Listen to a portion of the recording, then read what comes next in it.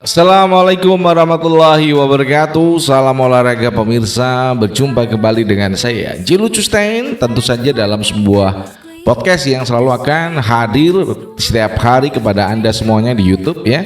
Kita akan memberikan informasi sepak bola Indonesia, sepak bola dunia. Nah, tadi malam itu ada pertandingan yang seru ya. Bagaimana dini hari tadi itu mempertemukan Arsenal ya dalam Liga Inggris, dan Arsenal pun menang. Ini keren ya. Liverpool kalah yang kemarin pagi ya. Kemudian Manchester City harus imbang. Aston Villa kalah dari Chelsea. Aduh, ini penting kan? Kalau Aston Villa kalah, maka peluang MU itu bisa naik ataupun menjauh dari kejaran Aston Villa. MU saat bertandang di Newcastle United, meskipun dari babak pertama mereka tuh unggul jumlah pemain, ya kan, unggul jumlah pemain, namun nyatanya mereka harus kalah. Ya, gimana ceritanya? Ya, nanti akan kita kupas habis ceritanya saat MU dikalahkan Newcastle United di kandang mereka sendiri ya, di kandang Newcastle.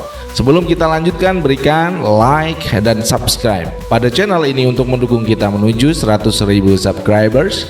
Terima kasih buat Anda yang udah like dan subscribe, dan Anda yang baru datang ke channel ini, baru nonton, juga bagikan, jangan lupa like dan subscribe, bagikan ini ke teman-teman Anda.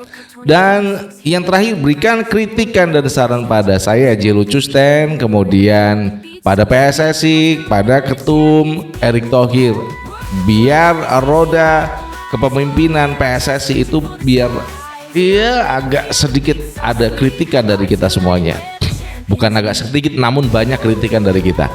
Oke, langsung kita bahas bagaimana pertandingan di mana Newcastle dipertemukan oleh Manchester United. Oke, di babak pertama 45 menit itu sebenarnya ya, MU pada awal pertandingan di babak pertama itu ditekan sama Newcastle. Jadi memang permainan mereka nggak hanya dari tengah, namun juga sayap itu menekan banget. Dari Ramsey ya, Ramsey di kanan tuh neken banget. Bahkan ya, ada sebuah keberuntungan yang dimiliki oleh seorang Manchester United. Ramsey, winger kanan di dalam kotak penalti, Senne Lammens maju ke depan. Kemudian Senne Lammens tidak memegang kakinya sama sekali, tapi dia pura-pura terjatuh. Sehingga wasit yang melihat ya, akhirnya dia memberikan kartu kuning kedua, karena dia sebelumnya dapat 2 kartu kuning, dia dapat kartu kuning kedua alias kartu merah. Ini sebenarnya kan ya, kita unggul lah, MU maksudnya, bukan kita. MU tuh unggul 11 versus 10 tuh ya. Tapi memang kejadiannya begitu cepat, dan Newcastle bisa dengan cermat mengganti pemain yang dengan tepat itu. Di akhir babak pertama di tambahan, akhirnya sehingga di sana Gordon akhirnya bisa mencokel bola yang dibawa dari Casemiro. Dia menggiring ke arah kiri ya, di kanan pertahanan dari MU, dan dia masuk. Dia di sana ada Masraoui dan juga Bruno Fernandes masuk kotak penalti. Bruno Fernandes malah kakinya itu maju dan mengenai lutut dari Gordon. Akhirnya wasit yang ya jelas lah ini penalti. Orang bodoh aja itu bilang itu penalti gitu loh. Nah, kalau udah dibilang tadi kesalahan dimulai dari Casemiro, kemudian Bruno Fernandes, ini ada apa ya? Ini ada comeback dari MU.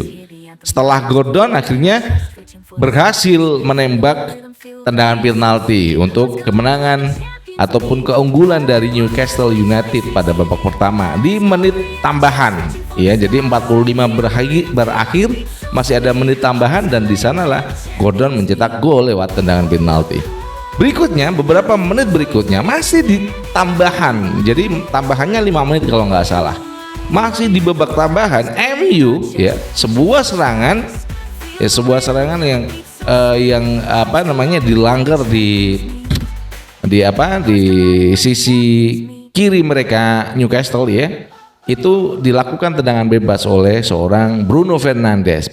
Ini jadi gini, kalau tadi Casemiro telah melakukan kesalahan dengan dia berlama-lama di lini tengah, kemudian pasti Bruno Fernandes ini juga melakukan kesalahan. Ini menjadi sebuah titik balik buat MU. Saya rasa begitu ya. Jadi di babak kedua itu banyak pergantian pemain yang dilakukan MU dan itu saya rasa nggak tepat. Kenapa? Bryan Mbeumo meskipun dia nggak on the perform ya, dia nggak on perform, tapi kenapa diganti gitu loh di babak kedua? Ya meskipun ya catatan, meskipun dia tidak punya sama sekali ya, karena di depan gawang semua itu bisa kita tonton gitu loh. Namun kenapa dia diganti gitu? Itu kesalahan dari seorang Michael Carrick. Harusnya yang diganti itu Sesko, Benjamin Sesko harusnya diganti. Jadi Mbeumo akan ke depan, gitu deh ya. Jadi Ahmad itu masuk ya menggantikan Bryan Mbeumo. Unggul keadaan masih 1-1 untuk Newcastle dan MU, dan Newcastle melakukan pergantian yang sangat tepat. Ada Sula dimasukkan di akhir-akhir babak kedua. Bagaimana sebuah serangan dilakukan MU yang selalu mentok di pertahanan Newcastle ya, padahal gol. Mereka ada di pertahanan Newcastle United, serangan bertubi-tubi, malah ada serangan balik counter attack yang cukup cepat dari back ke tengah, langsung diumpankan ke Sula langsung ke depan ya, sempat terjatuh dia, kemudian dia ya di belakang kosong kan, masih ada sih pemain, maksudnya semua itu rata-rata udah ke depan semuanya, di belakang masih ada back sih. Di sana Sula berhadapan dengan dua back MU, namun Sula bisa mencetak gol dengan indah. Dan ya itulah kemenangan yang diraih oleh Newcastle. Meskipun kalah, Arsenal menjauh dari City karena City hanya imbang. Di posisi ketiga masih MU ya, masih sama poinnya dengan Aston Villa meskipun dia kalah dari Chelsea. Liverpool kalah dari Wolves.